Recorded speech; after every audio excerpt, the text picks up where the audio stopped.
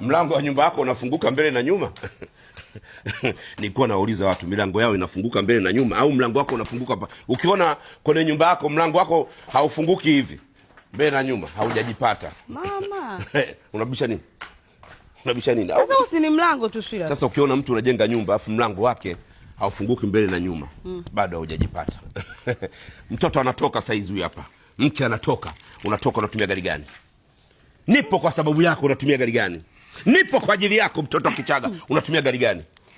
Kule ninakoenda. Una Benz, una Verifier, una Mazda CX-5. Naenda na Mazda. Mazda eh? Hii hapo, chukua ufunguo hapo. Kwa Benz utakinasikia, tulia, relax kwanza mtoto. Nimekuandalia unapoenda kwenye foleni kuna traffic, nimekuandalia health. Njoo uone hapa. Hizi ni sausage za kutoka Kilimanjaro Meat, nimekuwekea ndizi, nimekuwekea na tango na tango kidogo. Umeona? Hizo ni sausage. Mbona ndizi hujamenya sasa? Ndizi ukimenya inaharibika, umeona? Umeona vitu? Bili, enjoy, relax, nipo kwa sababu yako. Nipo ninachelewa. Tulia. Wewe unapoenda parking ya shida. Njoo, parking ya shida?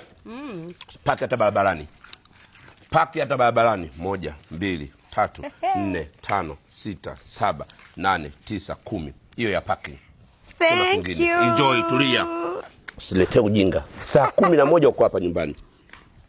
11 uko nyumbani.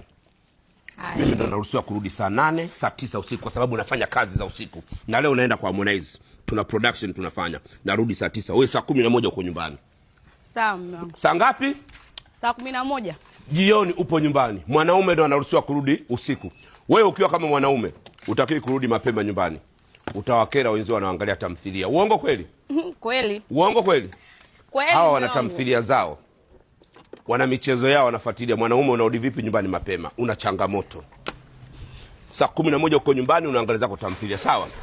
Toto yapo. Mafuta yapo ya kutosha? Yes, ya kutosha. Basi. Unamuuliza mwanamke wako hivyo? Hala!